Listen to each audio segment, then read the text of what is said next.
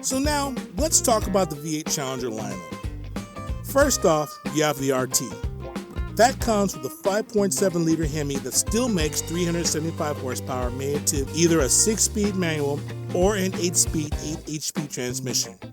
The RT Plus is merely an RT with an appearance package, but there is also an RT Shaker that was available. Next up is the new model to the lineup, the RT Scat Pack.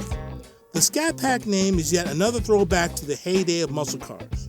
This new setup begins life as an RT-equipped Challenger with a 6.4-liter 392 Hemi swapped in place of the 5.7. The 392 itself received a power boost of 15 horsepower, bringing the grand total up to 485, so that's already a significant power boost over the standard RT. In addition to the engine, the suspension upgrade is Dodge's sport suspension setup that features Bilstein shocks at all 4 corners. For stopping power, the 2-piston sliding caliper brakes were upgraded to 4-piston Brembo calipers and 14-inch rotors. The exhaust note is greatly improved with the 2-mode active exhaust system. Still not enough? Well, the next level package is the SRT 392, formerly known as the SRT 8. Like the RT Scat Pack, the SRT 392 was also powered by the 6.4-liter 485 horsepower Hemi. However, the SRT 392 features pretty much everything the RT Scat Pack has, except with an active suspension system in place of the merely upgraded sport suspension, and upgraded 15.4-inch front disc brakes with 4-piston calipers and 13.8-inch rear disc brakes. The wheels are also different, upgraded to 20x9 over the 20x8s. Tires grew from a width of 245mm to 275mm at all 4 corners. As far as the handling goes, it wasn't bad. Not great, but either suspension setup offered copious amounts of grips in the corners. A far cry from a road course star, but it would definitely be a handful of fun. Now, to be honest, Dodge could have stopped right there.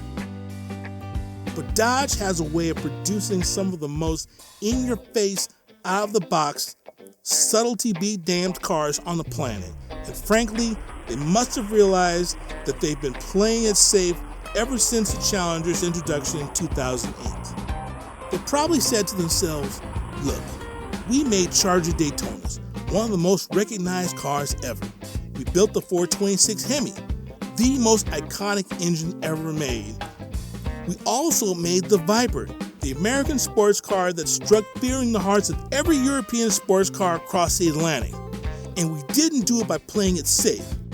So I'm sure afterwards, they all gave each other high fives or something like that, smacked each other or whatever, and then proceeded to design and build the Challenger that made the point car world stand up and take notice, the SRT Hellcat.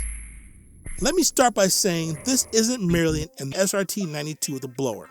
Named after the Grumman F-6F Hellcat fighter plane in World War II, this car was built with one purpose in mind: terrorize the competition. And that's exactly what it did. For the heart of the Hellcat, Dodge took an all-new engine block with improved water jackets for improved cooling. It used the 4.09-inch bore of the Apache 6.4 Hemi, but de-stroked it by using a forged steel crankshaft made to 5.7 Hemi specs. The new forged pistons with thicker tops and strengthened connecting rods, giving it a final displacement of 6.2 liters. The idea to de-stroke the engine came about in order to strengthen up the bottom end so that it could perform at high levels continuously day in and day out and remain completely reliable. New cylinder heads were designed that were dimensionally the same as the 6.4, but were strengthened using a proprietary alloy blend. The new changes included hollow sodium-filled exhaust valves, a new camshaft, a new damper capable of withstanding up to 13,000 RPM. The compression ratio was also reduced from 10.9 to 1 to 9.5 to 1. The new 6.2 was topped off with a 2.4-liter twin-screw blower, complete with 4 intercoolers to keep the intake charge below 140 degrees at all times.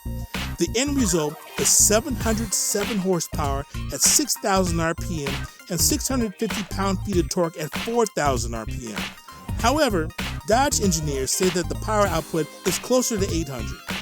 Either way, in 2015, the Hellcat engine was the most powerful engine ever produced in a muscle car and was the 5th most powerful engine produced in the world. The rest of the car was equally as brutish. The choice of transmission was either a 6-speed manual or the new 8 HP automatic.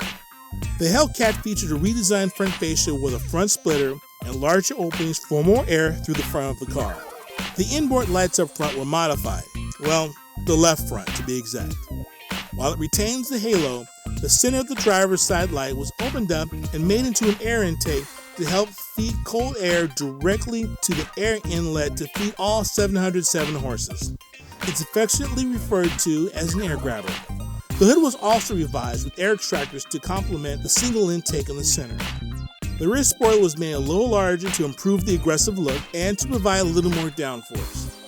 The wheels were also made a half-inch wider at 20 by 9.5, and Pirelli P0 Neros were used instead of Goodyear F1 Supercar tires, sized at 275s at all 4 corners. The Hellcat uses the same diameter brakes as the Scat Pack, but with upgraded 6-piston calipers up front.